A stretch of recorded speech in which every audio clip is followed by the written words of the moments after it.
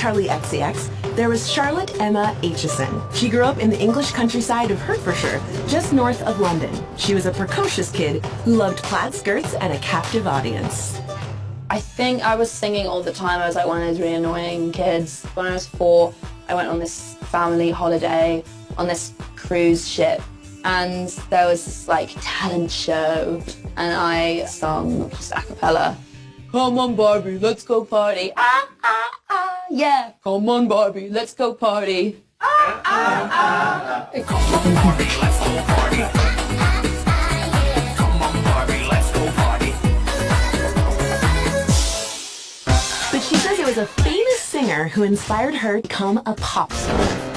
With Britney Spears, I think when I was a kid, I was just like, ah, Britney. I think it was Hit Me Baby One More Time, the video that just like blew my mind.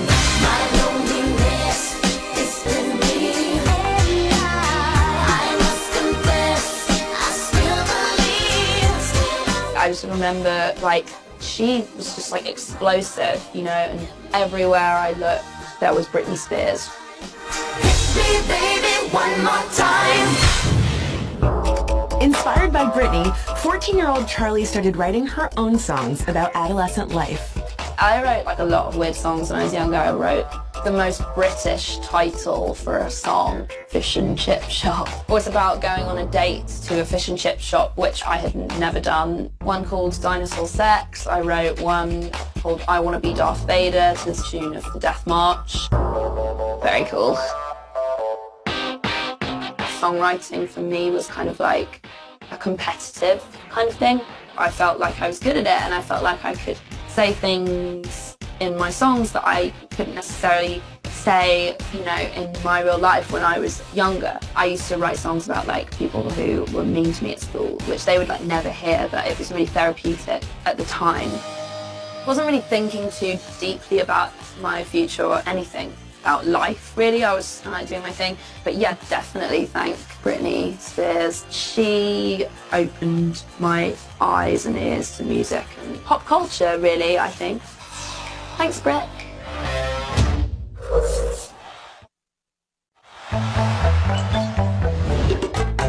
Charli spent much of her childhood listening to 90s pop music, but it was her first concert in 1998 that introduced her to girl power. Spice Girls was my first show. They were like my first experience of girl power. I'm giving you everything, all that joy can bring. This I swear, I'll give you everything. When I was younger, I wasn't really like growing up with feminism being like washed over me like everywhere I turned. And that was totally my first kind of, I was like, oh cool, like girls being fans, that sounds fun. All that I want from you is a call. Being pro-women and girl power is massively important to me, and I feel like the industry is in a really good place right now where there are so many females who all get along. Now Charli is instilling that message of empowerment to a whole new generation of female fans. It goes pussy, pussy, power, power. That like the entirety of my fan base like really care about feminism. Pussy, pussy. They're all very clued up in the conversation, and I think that they also listen to a lot of other artists who also talk about feminism in music. They get it, they're like, they understand how it's important to be like a strong woman, you know, and run things for yourself. I think that's really cool. Make some noise for my birds right now.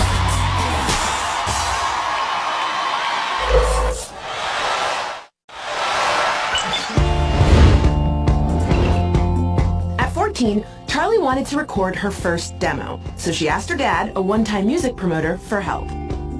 My parents have always taken such an interest in what I do, so I was like, I really want to make a record. Do you think you could lend me some money so I could do it?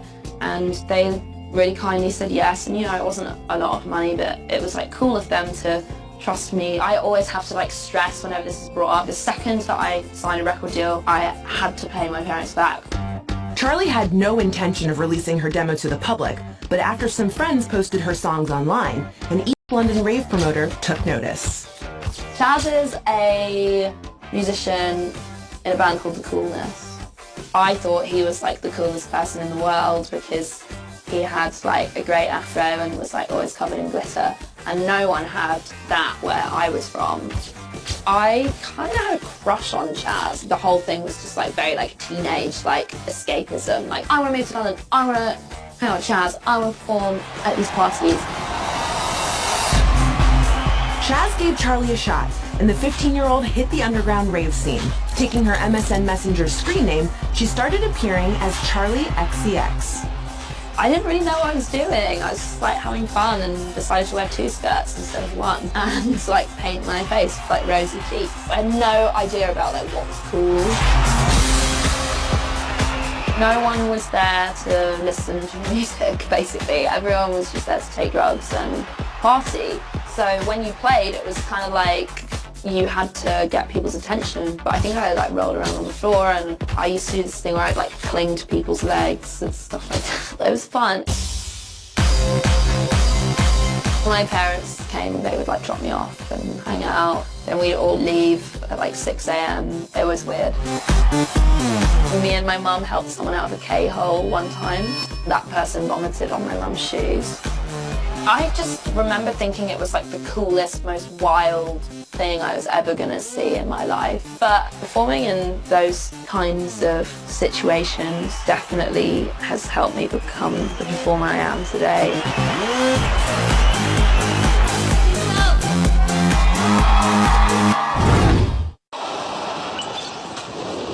By 2008, Charli XCX was a fixture in the East London underground rave scene. Music manager David Bianchi caught her show one night at a warehouse party and asked to meet with her.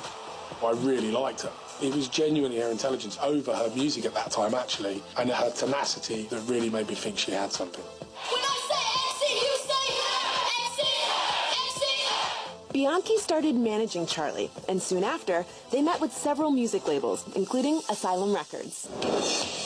The first time I saw Charli was in the Horse and Groom pub in London, and this 15-year-old girl plugged an iPod into the sound system, jumped up on a chair and proceeded to do an incredible 20-minute set. She was just like nothing I'd ever seen before or since. All right. Charli signed with Asylum Records in September 2008, but the 16-year-old made it clear from the very beginning that she would make her own decisions and control her own image. I was so unconventional when it came to like their thought of what a pop star should be. Initially, there were a lot of kind of like disagreements. She's always been conscious of not wanting to do the same things as other people, which we are supportive of, but there's certainly been incredibly heated and hilarious discussions. I wanted to wear black lipstick, and like black lipstick is unfriendly and like whatever. And you know, like, oh, if you don't like brush your hair, like girls will find you really intimidating and think that you like take loads of drugs like every second of every day. And I was just like, I'm me, and you signed me because who I am, not because of who you think I can potentially replicate. We had that conversation, and now they get it, and they're cool.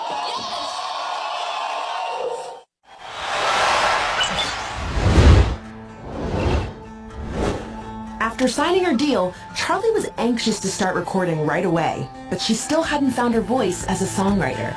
I just thought it was going to be like, bam, like 6 months, I was going to be Britney Spears. You could hear that she had a flair for songwriting at that point, and actually production. She's a very good producer. But her early music wasn't terribly well evolved. I think Charli and I had both come to the conclusion that what she was doing at that time probably wasn't ultimately going to be where she was going to go. Ed, Charli and I really then set about trying to find what she was about.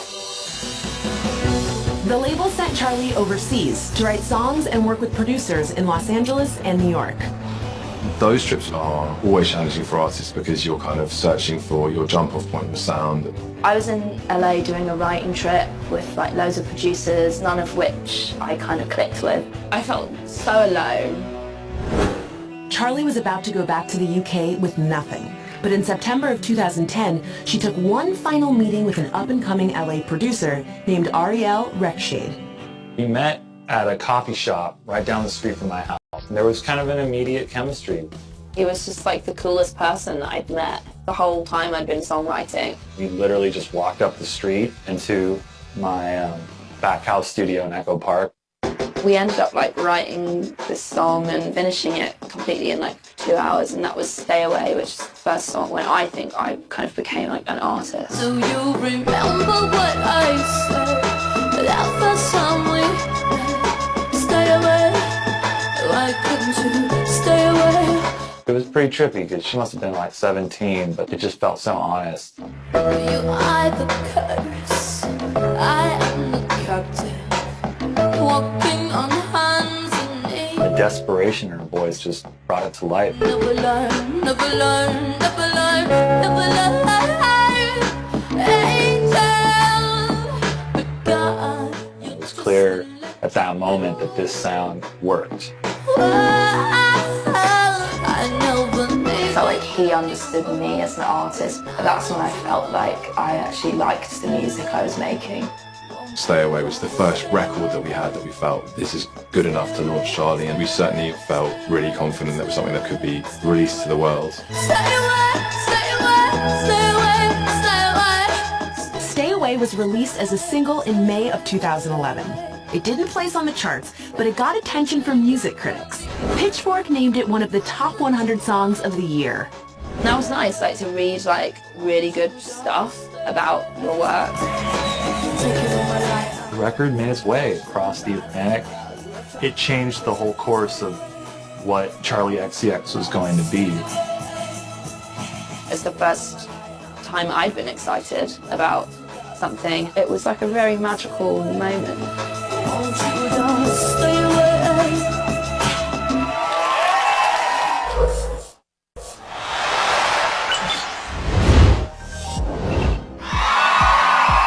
The song's called Nuclear Seasons. Charli XCX released her second single, Nuclear Seasons, in the fall of 2011.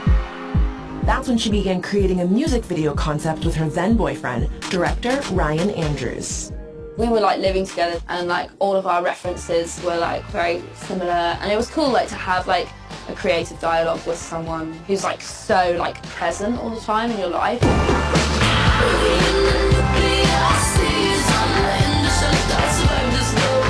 Nuclear Seasons was, you know, really exciting for me. We went to Wales to shoot it. It was freezing cold.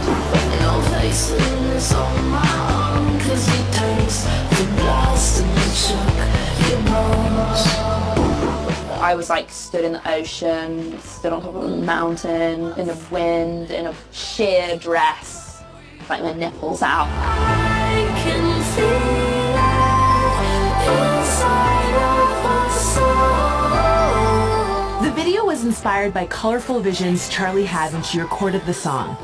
I really saw it as purple and gold in this kind of like empty, barren landscape under like the midnight stars.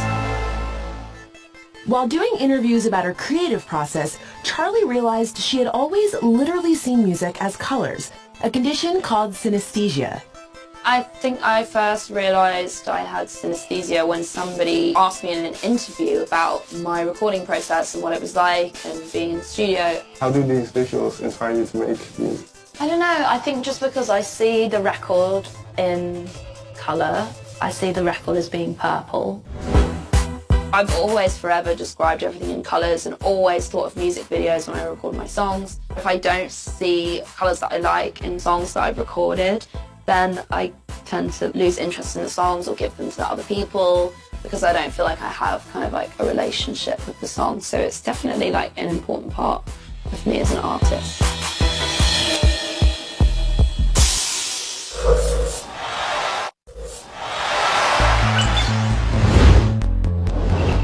By 2012, Stay Away and Nuclear Seasons were breakthrough singles for Charli.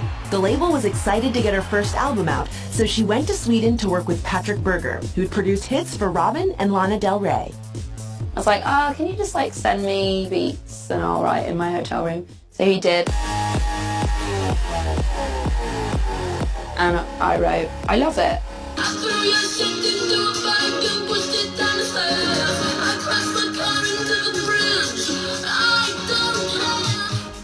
I kind of like sung the whole thing in this like Swedish accent. I'm still on the song and you can kind of hear it. I don't care. I love it. I don't care. I don't go, I love it. I'm like, I love it. It's really funny. I love it. And I took it to him and played it to him and he was like, wow, this is really cool. And I was like, is it? Charli liked the song, but felt it wasn't right for her album. So Patrick Berger asked the Swedish duo Iconopop to record it. Then like a month later, I heard this like brand new version with different production, with their voices on it as well. I got this feeling on the summer day when you were gone. I crashed my car into the bridge. I watched, I let it burn. We all knew that was a hit. I think we had our doubts as to whether Charli could leap from where she was into singing that song and get away with it. But I definitely did talk to her about keeping it. I was like, no, I don't want it. They should have it. It's really good. Bye. And that was it. And then it came out. You're so damn hard to please. We gotta kill this switch. You're from the 70s, but I'm a 90s bitch. I love it. I Love It became a massive hit all over the world. By the summer of 2013, it had soared to #1 in the UK and #7 in the US. I don't regret giving that song away. It wasn't right for me. It wasn't right for my record. It was perfect for Iconopop. We have a very, very special guest here tonight. Charli XCX!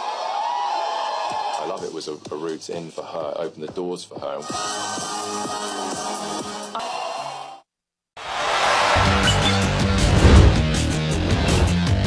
Just as I Love It was topping the charts in April 2013, Charli XCX released her debut album, True Romance, a project over 3 years in the making. Great, you know, to finally like have a record that you could hold and it be a real thing.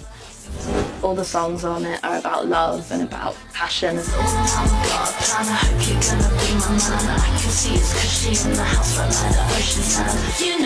Because I wrote it over such a wide space of time, I guess it's kind of like my changing views on love. I got to face you out my zone. Hope you realise now that I am never coming home. You were meant to be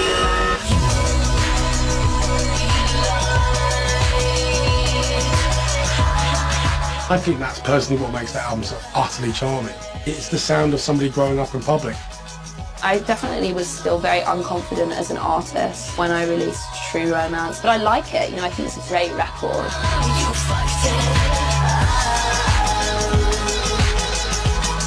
I feel like I was very consciously trying to make a cooler album. I was trying to be someone I wasn't a lot of the time, and I think that shows in the album. It's like a very like nervous, mysterious record. True Romance got raves from critics, but it was not a commercial success. It peaked at number 85 on the UK album charts and failed to chart in the US.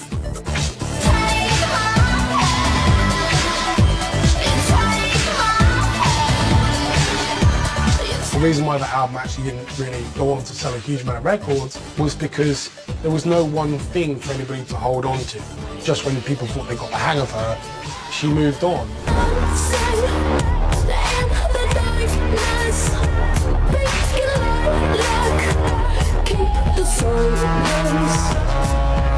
I was really happy that that album got such great reviews.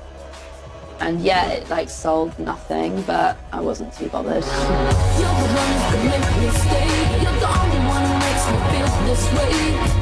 I didn't need like a hit to justify to myself that I should keep doing what I was doing.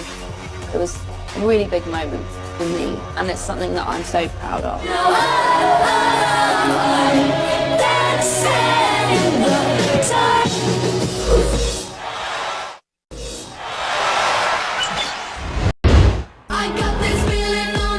Despite disappointing sales for her debut album, Charli was still in major demand as a songwriter, thanks to I Love It, one of the year's biggest singles. The way that I Love It happened was so non-planned that I didn't know how to do it again. I didn't think I could do it again. There was so much pressure. I was just bored of talking about I Love It because I used to get asked about it every day. The other highlights, obviously, aside from this True Romance stuff, is I Love It. I Love It. Yeah. And I was just sick of it. By December of 2013, Charli had split with her boyfriend, director Ryan Andrews, and needed a timeout. So she hopped on a flight to Sweden to leave the business behind. I was really freaking out about like who I was. I was kind of having an identity crisis. I'd just come out of a relationship. There was a lot of change in my life. So it was like the best time for me to like be like, ah. So yeah, I went to Stockholm to just start with Patrick again. You know, I like that thing you did, yeah. We just basically like made like really angry songs for a while.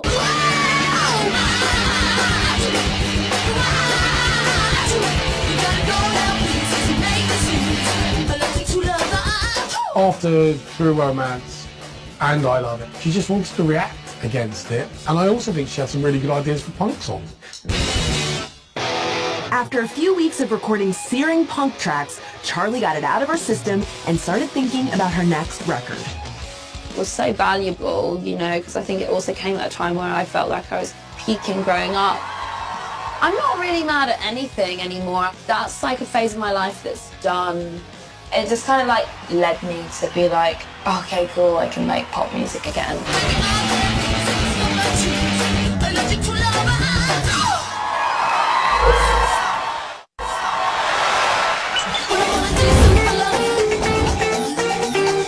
In early 2014, Charli XCX was touring with a new all-girl band and working on her second album. But it was another collaboration, this time with rapper Iggy Azalea, that would solidify her as the reigning girl power hitmaker. Iggy's people knew me from I Love It. They wanted me to just come and write some hooks for her records, so I went to their studio in London and I heard Fancy. She'd already done her raps, so I heard it and I really liked it. First things first, I'm the realest. Drop this and let the whole world feel it. And I was just like, yeah, I'll put something on this, and I did my thing. And they were just like, oh, like, she's really into it. I was like, cool, and she wants you to stay on it. And then it just kind of happened. Within a few weeks, Charli was in Los Angeles filming the video for Fancy, based on the movie Clueless. I'm so fancy. You already know I'm in the best lane. From LA to Tokyo. Iggy came up with the concept for the video herself, and she just killed it. Say, baby, I do this. I thought that you knew this. Can't stand no haters, and honest, the truth is. Fancy hit #1 on the pop charts in June of 2014 and remained there for 7 weeks, ultimately selling more than 9 million copies. Now tell me who that? They do that.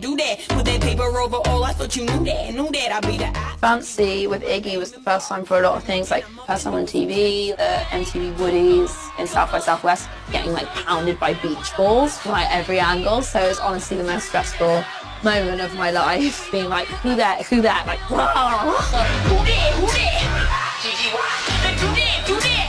Fancy became Spotify's most streamed song of the year. It was nominated for 2 Grammys and won a Billboard Award for Top Rap Song.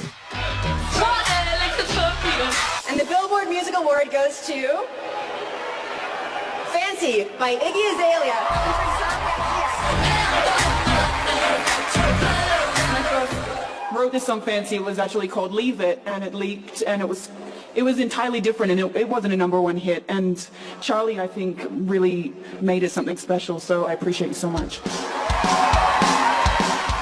Fancy changed everything really for me. People were like suddenly like caring about like who I was kissing and like what I was wearing. You look fancy. And like things that I say that are not PG enough. No one's been yelling nipples, so I think I'm okay so far.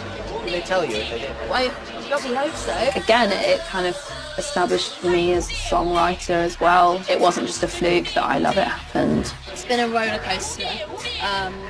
Wild.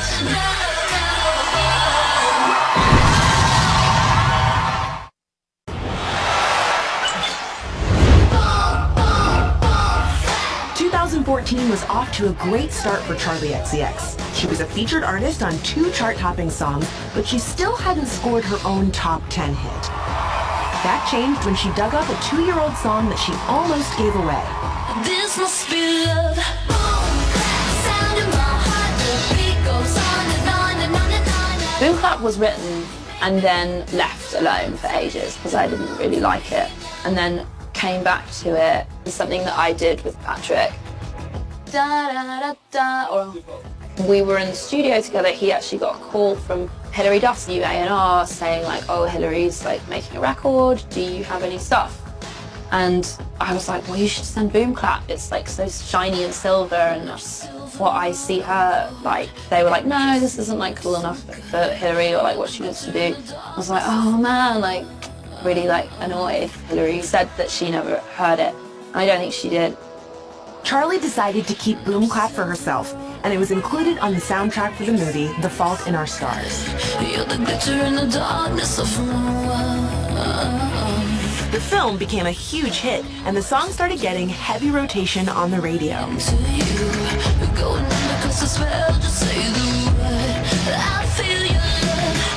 I heard it on the radio, and like, oh my god, it's me. Like it was a real cool moment for me to finally like have a song that, you know, I was singing and it's my song.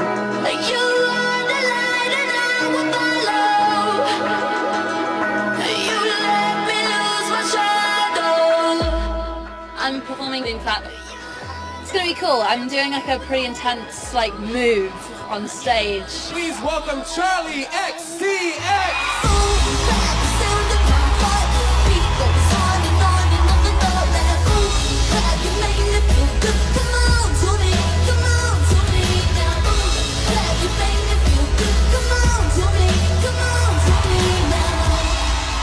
In the summer of 2014, Boom Clap became Charli's first solo #1 hit. Her star was rising fast, but she was still enjoying some moments of anonymity. I actually had a really funny moment once when I was in LA around the time that Boom Clap was pretty big. I was being dropped off at the studio. Just before I got out of the car, the driver was like, "You're a singer, right? Aren't you?" I was like, "Yeah." He was like, "I knew it. I love that song, Royals. It's so good." And he was like, "Yeah, will you sign something for me?" And I was like, "Yeah, okay, cool." And I was just like, "To so-and-so, love, Lord."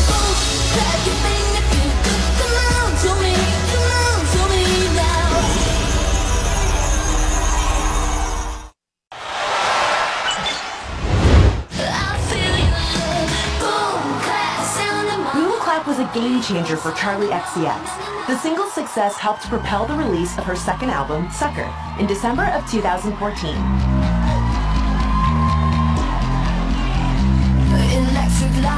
Sucker for me was like totally a redemption. It was like revenge. And it is bitchy and like in your face, like really like punchy girl power.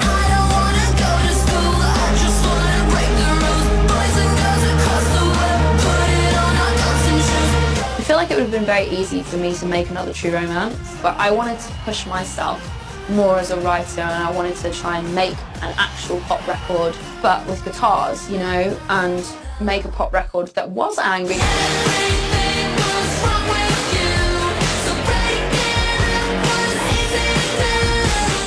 I think there are a lot of emotions in pop music, but I think it's rarely aggressive and angry, especially from women. I think it's good when girls shout.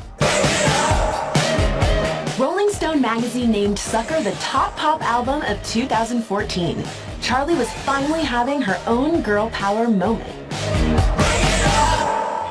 I think that there's a lot of strong, powerful women in the music business right now, and Charli's really one of the leaders. Charli XCX featuring Rita. Yeah! Her single For Doing It, featuring Rita Ora, became her 5th UK Top 40 song. Friends like a ting in a circle. We're together, we're so alive. Yeah, together we're so alive. Joy like a jewel, let it sparkle. You know that I got your back for life. Yeah, I got your back for life. I had a demo of Doing It, and I thought I need this for my album. And she wasn't giving it up, so I said, let's just do it together. And that was a great moment, just for females in general. We're staying all night, we never slow down. I think we better do it like we're doing it now. I felt like Britney in a cowboy hat. It was nice.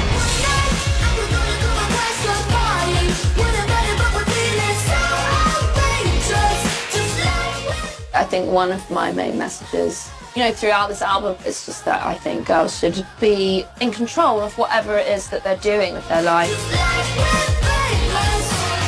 and feel comfortable with themselves and really like owning your sexuality and owning who you are as a person. Just like we're famous, yeah.